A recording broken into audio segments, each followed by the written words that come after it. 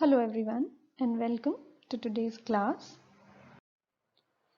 आज हम हमारे देश में बच्चों की मृत्यु के पीछे एक बहुत बड़े कारण यानी डायरिया के केस में कैसे उसका प्रबंधन किया जाए, कैसे ट्रीटमेंट किया जाए आदि के बारे में जानेंगे. So today we are going to learn about the management of diarrhea in children. सबसे पहले हम आज जानेंगे कि डायरिया होता क्या है, क्यों इसे इतना खतरनाक माना जाता है, किस तरीके से हम आसानी से डायरिया का पता लगा सकते हैं और ये भी डायग्नोज कर सकते हैं कि निर्जलीकरण या डिहाइड्रेशन का क्या लेवल है और उसके पश्चात किस तरीके से घरेलू स्तर पर ही डायरिया का ट्रीटमेंट भी किया जाता है, इसके बारे में भी जानेंगे. So starting with the first topic, what is diarrhea? Diarrhoea यानी दस्त ऐसी अवस्था है जिसके अंदर बच्चा एक दिन में ज़्यादा बारी लूज या वाटरी स्टूल्स को पास करता है, यानी पतले मल को त्याग करता है. इस स्टूल में ब्लड भी हो सकता है. यदि ब्लड की प्रेजेंस है तो हम उसे डिसेंट्री कहते हैं. आमतौर पर माताएं खुद के स्तर पर भी ये पता कर लेती हैं कि शिशु नॉर्मल स्टूल्स पास कर रहा है अथवा ये फ्रीक्वेंसी और कंसिस्टेंसी के आधार पर दस्त हो सकते हैं. आमतौर पर कई कम्युनिटीज और सोसाइटीज में डायरिया तब माना जाता है जब बच्चा 3 या उससे अधिक लूज वाटरी स्टूल्स एक दिन में पास आउट करता है.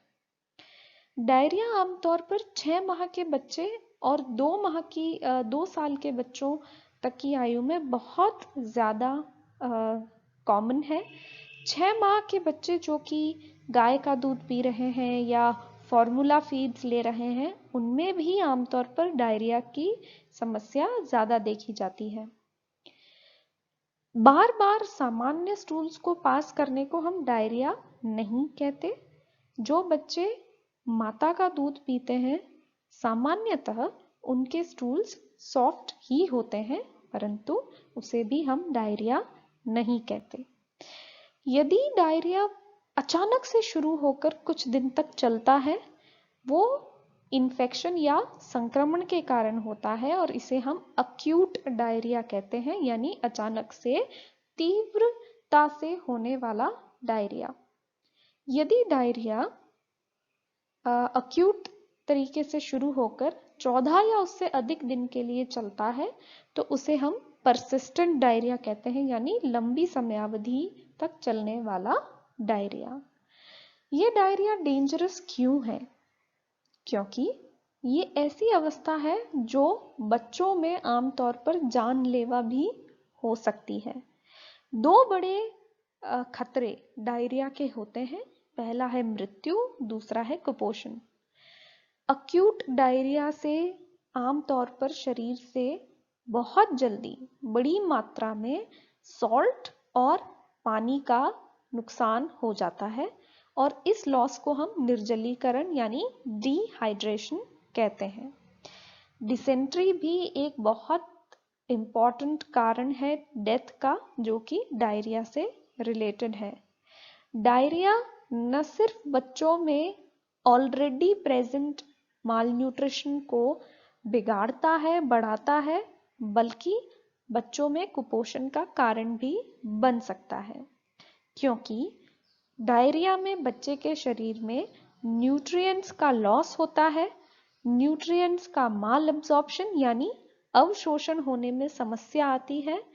डायरिया से ग्रसित बच्चा ढंग से खा नहीं पाता, भूख नहीं लगती और माताएं भी बच्चे को उतनी प्रभावी तरीके से बच्चे को फीड भी नहीं करा पाती. इसीलिए ऐसा माना जाता है कि डायरिया बच्चे में मृत्यु और कुपोषण दोनों का खतरा बढ़ा देता है. डिहाइड्रेशन आमतौर पर डायरिया में कैसे होता है?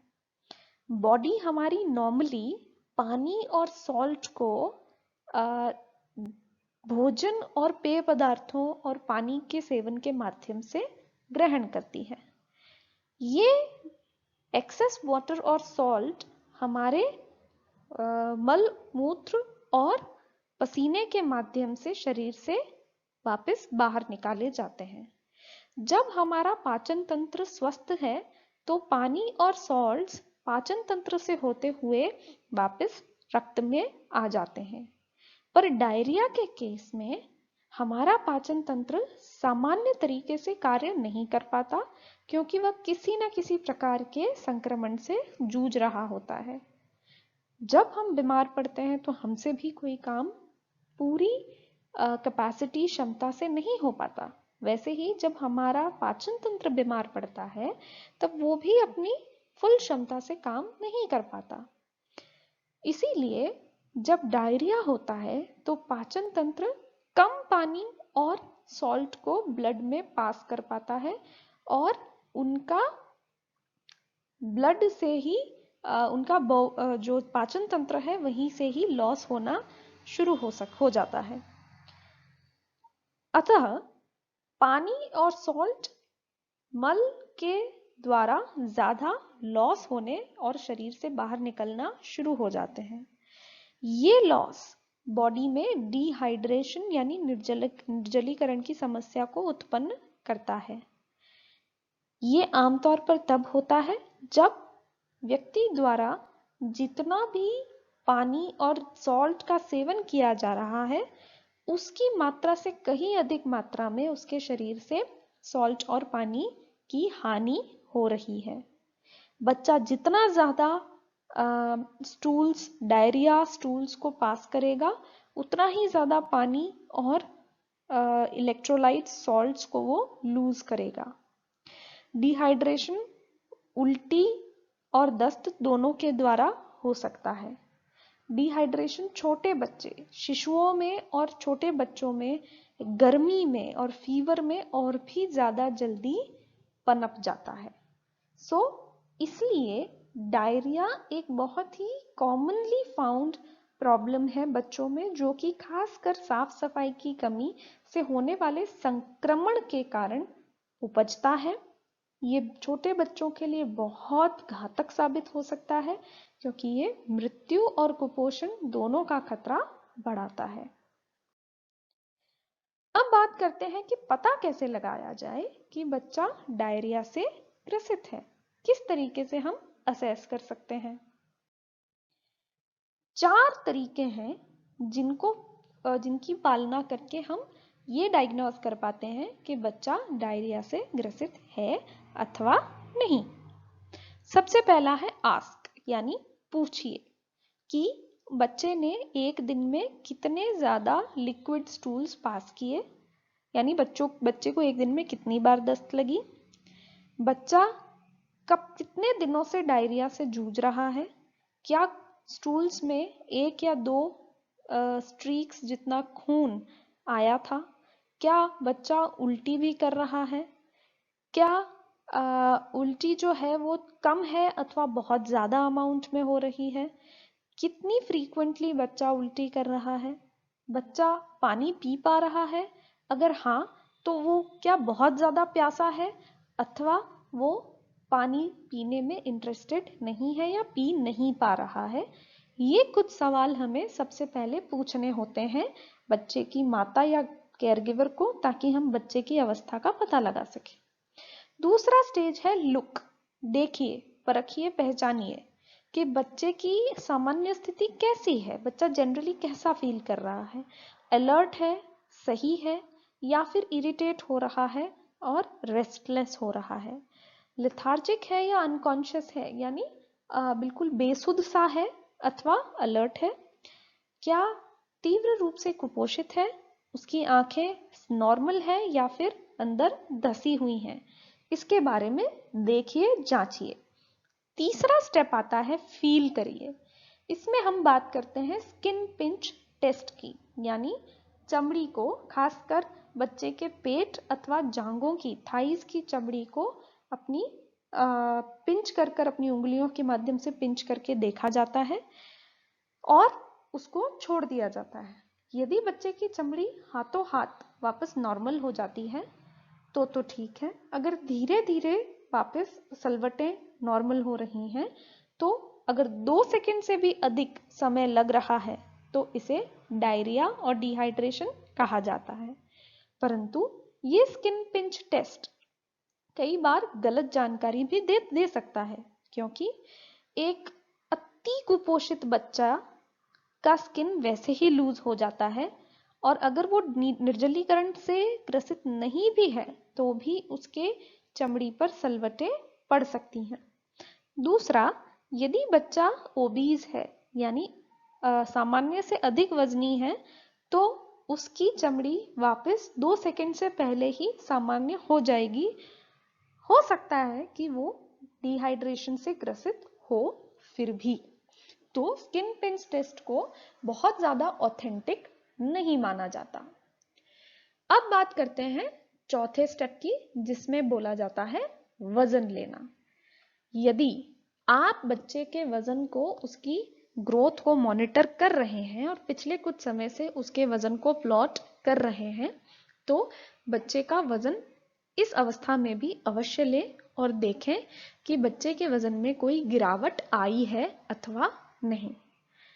इस कम गिरावट को भी हम शरीर से होने वाले फ्लूइड लॉस के रूप में देखते हैं, यानी तरल पदार्थों का जो शरीर से हानि हो रही है उसके परिणाम स्वरूप जो वजन में कमी आ रही है उसको पता लगाने की कोशिश हम करते हैं।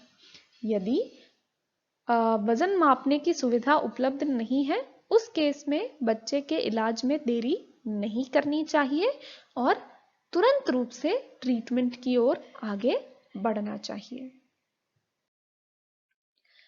अब जब हमने बच्चे के केयर गिवर्स या माता से सवाल कर लिए, बच्चे की खुद की जांच कर ली, उसको फील कर लिया और उसका वजन ले लिया, अब हम डायरिया का क्लासिफिकेशन कर सकते हैं कि बच्चे के अंदर निर्जलीकरण की कितनी तीव्रता है।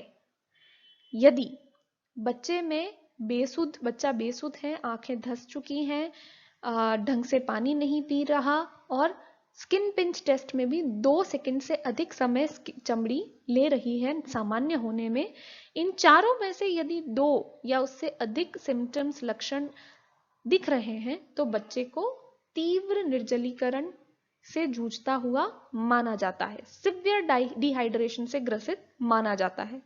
इस केस में बच्चे को अर्जेंटली हॉस्पिटल ले जाया जाना चाहिए और फ्रीक्वेंटली थोड़ी थोड़ी देर से ओरल रिहाइड्रेशन सॉल्ट या सोल्यूशन या फिर पेय पदार्थ, तरल पदार्थों को पिलाया जाना चाहिए।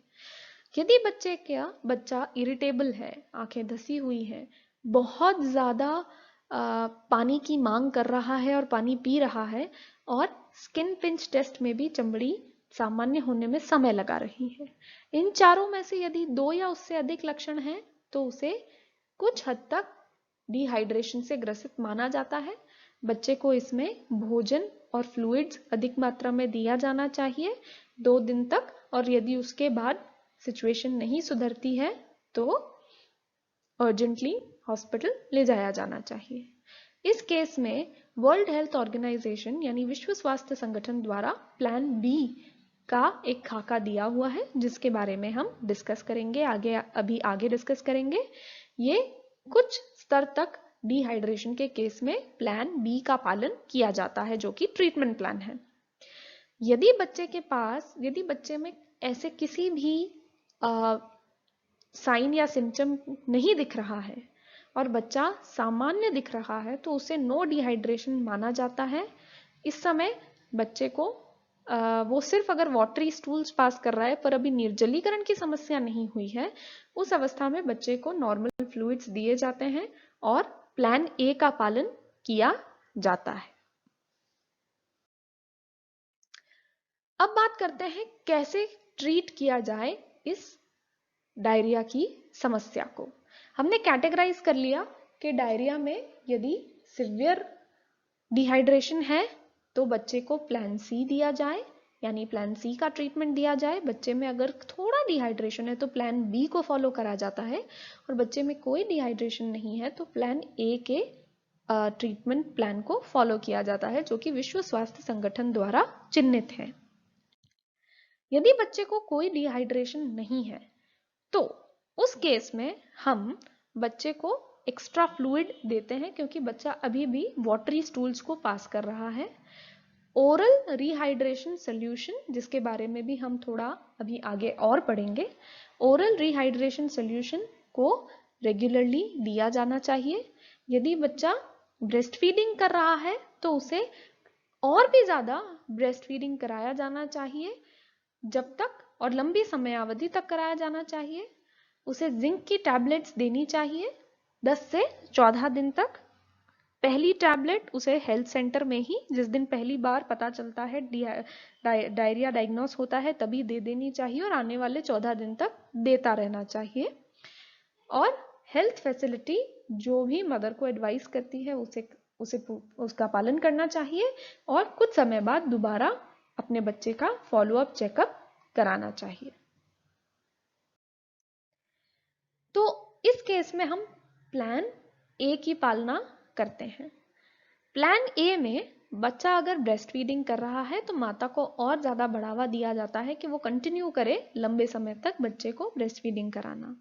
अगर बच्चा फ्रीक्वेंट वाटरी स्टूल्स पास कर रहा है तो 6 माह से कम बच्चे के लिए उसे ORS और साफ सुथरा पानी उबला हुआ भी दिया जाना चाहिए ब्रेस्ट मिल्क के साथ। इसके अलावा और कोई भी भोजन और तरल पदार्थ बच्चे को नहीं दें।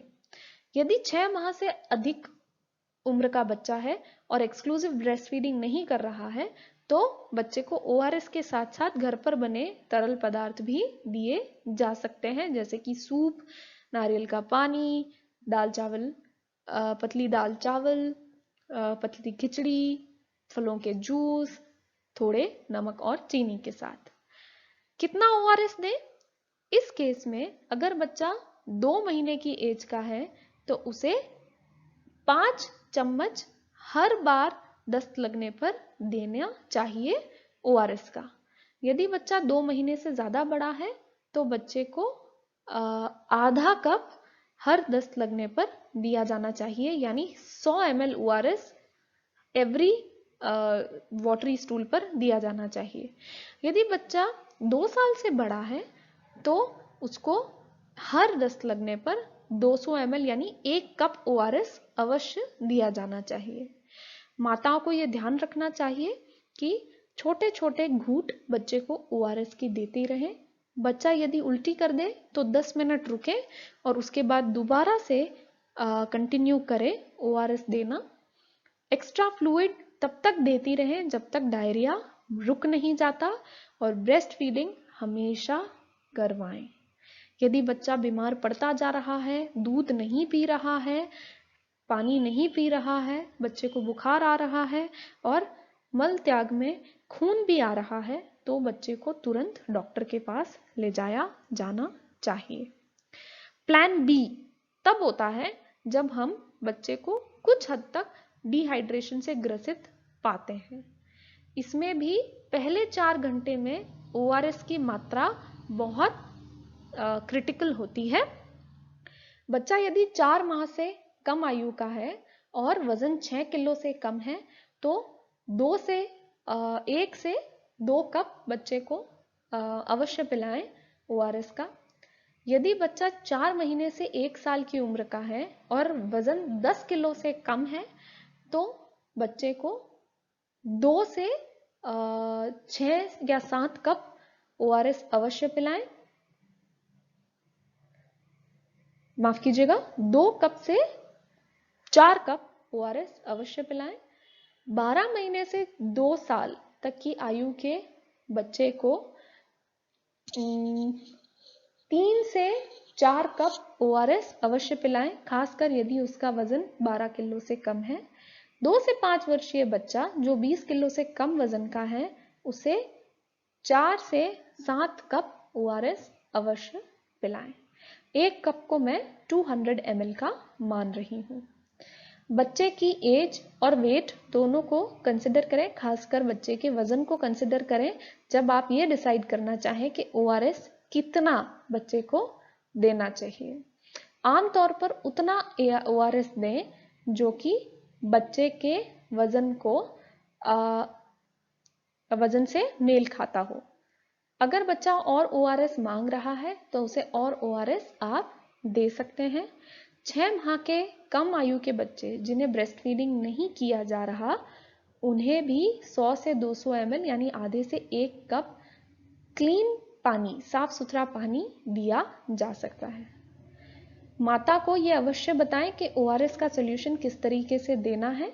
छोटे छोटे घूंट थोड़ी थोड़ी देर से अवश्य दें। बच्चा वॉमिट करे तो 10 मिनट रुकें और दोबारा से ORS का घोल देना शुरू कर दें। 4 घंटे के पश्चात बच्चे को दोबारा से जांचें और उसके डिहाइड्रेशन का लेवल देखें। यदि सुधार हो गया है तो प्लान ए पे जाएं और सुधार नहीं हो रहा है तो फिर प्लान सी पे जाएं। प्लान सी वो अवस्था है जिसके अंदर बहुत ज्यादा मात्रा में बच्चा या बहुत तीव्रता से बच्चा डिहाइड्रेशन से ग्रसित हो रहा है। इस केस में बच्चे को सीधा हॉस्पिटल ले जाया जाना चाहिए और इंट्रावीनस IV देनी चाहिए। इंट्रावीनसली बच्चे को फ्लूइड्स चढ़ाए जाने चाहिए। इसमें माता को बस ये ध्यान रखना है कि वो एज सून एज पॉसिबल बच्चे को चिकित्सकीय सेवा उपलब्ध कराए। घर पर यदि बच्चे को होम बेस्ड ट्रीटमेंट करना है डायरिया का तो उसके 4 रूल्स होते हैं। पहला, बच्चे को सामान्य से अधिक मात्रा में फ्लूइड्स यानी तरल पदार्थ देने हैं। क्या फ्लूइड्स दे सकते हैं? जो भी घर पे अवेलेबल हो। ORS सोल्यूशन अवश्य दें। ये डिहाइड्रेशन को ट्रीट करता है, डायरिया को ठीक नहीं करता। डिहाइड्रेशन यानी निर्जलीकरण को ठीक करता है और डिहाइड्रेशन को आगे बढ़ने में, तीव्र होने में भी रोकता है। अगर ORS अवेलेबल नहीं है तो घर पर बना फ्रूट जूस, सूप, पतली खिचड़ी दी जा सकती है। बच्चा, शिशु यदि 6 माह से छोटा है और ब्रेस्ट फीडिंग हो रही है तो लंबे समयावधि के लिए उसको ब्रेस्ट फीडिंग कराएं और बढ़ावा दें। बच्चा यदि 6 माह से बड़ा है तो भी ब्रेस्ट फीडिंग अवश्य कराएं और साथ में ORS और साफ पानी दे सकते हैं। सूप, चावल, दाल चावल, पतला दाल चावल का मिक्सचर, दही, छाछ दे सकते हैं। इसके अलावा साफ सुथरा पानी, नारियल का पानी, फ्रूट जूस दे सकते हैं। ध्यान रखें कि बहुत ज़्यादा चीनी डालकर जूसेस और तरल पदार्थ ना दें, इससे डायरिया और भी ज़्यादा सीरियस हो सकता है। सॉफ्ट ड्रिंक्स, बहुत ज़्यादा मीठी चाय, बहुत ज़्यादा मीठे फ्रूट जूस, कॉफ़ी आदि चीज़ें ना दें। पर जो भी फ्लूइड्स आप देना चाहते हैं उन्हें कितना दें? बच्चा जो 2 साल से छोटा है उसे 1/4 कप हर लूज स्टूल पास करने पर 1/4 कप फ्लूइड्स दें। बच्चा आधे से अगर 2 साल से बड़ा है तो उसे आधे से 1 बड़ा कप दिया जा सकता है एवरी वाटरी स्टूल पर, और उससे भी बड़े बच्चे जितना चाहें उतना पानी या तरल पदार्थ का सेवन कर सकते हैं। ORS या जो भी होम फ्लूइड्स आप दे रहे हैं वो तब दें जब डायरिया पूरी तरीके से बंद हो जाए। दूसरा नियम है जिंक। अगर 20 mg की टैबलेट मिल रही है तो 6 माह से कम आयु के बच्चे को आधी टैबलेट प्रतिदिन आगे 10 से 14 दिन तक अवश्य दें। 6 माह से बड़े बच्चे को 1 टैबलेट प्रतिदिन 10 से 14 दिन तक अवश्य दें। ये टैबलेट बच्चे को साफ पानी या माँ के दूध में घोलकर दी जा सकती है। तीसरा नियम है बच्चे को फीड करते रहें। किस किस्म के फूड खिलाए जाएं? ब्रेस्ट फीडिंग है तो बेस्ट है। इसके अलावा 6 माह के से बड़े आयु के बच्चे को ऐसा फूड खिलाएं जो कि एनर्जी रिच हो और न्यूट्रिएंट्स में रिच हो, पर फाइबर या रेशा ज्यादा नहीं हो। क्योंकि हमारा पाचन तंत्र संक्रमण से जूझ रहा है, ज्यादा फाइबर देने पर पाचन तंत्र को और भी ज्यादा हानि होगी, ज्यादा मेहनत करनी पड़ेगी। इसलिए साबुत अनाज, साबुत फल आदि चीजें ना दें। थोड़ी मिठास बढ़ा सकते हैं, थोड़ा ऑयल बढ़ा सकते हैं। इसके माध्यम से आप बच्चे को अच्छी मात्रा में ऊर्जा भी दे पाएंगे और इलेक्ट्रोलाइट्स भी दे पाएंगे। हाई फाइबर बल्की फूड्स को अवॉइड करिए, तले फले खाने को अवॉइड करिए, बहुत ज़्यादा मिर्च मसाले को अवॉइड करिए। साबुत फल सब्जियों को अवॉइड करें, छिलकों को, साबुत ग्रेन्स को भी अवॉइड करें। बहुत ज़्यादा डाइल्यूटेड सूप्स को भी अवॉइड करें, क्योंकि ये भोजन की श्रेणी में नहीं आएंगे, ये फ्लूइड की श्रेणी में आएंगे। ये सफिशिएंट नहीं रहेंगे बच्चे को ऊर्जा देने के लिए। ऐसे भोज्य पदार्थ जिनमें शुगर की मात्रा बहुत ज्यादा होती है, उनको भी अवॉइड करना चाहिए। खाना बनाते समय ये ध्यान रखें कि बच्चे का भोजन एकदम साफ सुथरा हो, आपके हाथ साफ सुथरे हो और बर्तन भी साफ हो। आप फर्मेंटिंग, मैशिंग और ग्राइंडिंग जैसी मैकेनिज्म्स को यूज कर सकते हैं। खमीर उठा सकते हैं, भोजन को अच्छे से मैश और पीस कर बच्चे को दे सकते हैं। ये बच्चे के लिए भोजन को पचाना आसान करेगा। फ्रेश फूड्स को प्रेफर करें, प्राथमिकता दें, ताकि आगे और किसी कंटामिनेशन की, संक्रमण की चांस कम हो जाए। पुराना बासी भोजन को ना खिलाएं, गर्म किए हुए भोजन को खिलाएं। बच्चा 3 से 4 घंटे में एक बार अवश्य बच्चे को कुछ ना कुछ खिलाएं। कम से कम 6 बार बच्चा एक दिन में जरूर कुछ ना कुछ खाना चाहिए, ताकि उसमें वीकनेस और माल न्यूट्रिशन की प्रॉब्लम ना हो। स्मॉल और थोड़ी थोड़ी समय से फ्रीक्वेंटली फीड कराने से बच्चा कम मात्रा का भोजन अच्छे से डाइजेस्ट कर पाता है। डायरिया रुक जाने पर बच्चे को आप हर हफ्ते एक्स्ट्रा मील भी दे सकते हैं। ये बच्चे के लूज किए हुए वेट को दोबारा से गेन करने में मदद करेगा। बच्चे को खाना खिलाना इसलिए भी जरूरी है ताकि उसमें किसी भी प्रकार के कुपोषण की समस्या ना हो। माताओं को बच्चे को खिलाने से नहीं रोकना है। माताएं इस डर से कि डायरिया और भी ज्यादा सीरियस हो जाएगा, इस डर से माताएं बच्चों को आमतौर पर भोजन देना बंद कर देती हैं, परंतु ये करना गलत होता है। बच्चे को स्पेशल अटेंशन दें, न्यूट्रिशियस फूड खिलाएं, अच्छे से पका हुआ साफ सुथरा भोजन अवश्य खिलाएं। चौथा नियम है कि दोबारा चिकित्सा केंद्र कब जाया जाए। अगर बच्चे की सिचुएशन नहीं सुधर रही है, आंखें धंस चुकी हैं, बच्चे में डिहाइड्रेशन बढ़ता जा रहा है, तो माताओं को, और बच्चा यदि बहुत ज्यादा स्टूल्स पास कर रहा है, बहुत प्यासा है, बेटर नहीं हो रहा, फीवर हो रहा है और खा पी नहीं रहा, तो बच्चे को दोबारा से स्वास्थ्य केंद्र ले जाना चाहिए। ORS basically oral rehydration salt या सोल्यूशन होते हैं, जो कि जिसका सेवन करने पर बच्चे के शरीर से दस्त के द्वारा जितने भी सॉल्ट्स का लॉस हो रहा है, वाटर का लॉस हो रहा है, उसको वापस उसकी वापस कॉम्पनसेट किया जाता है, उसे दोबारा से पहुंचाया जाता है। ORS बनाने के लिए आप अपने हाथ अच्छे से धोएं।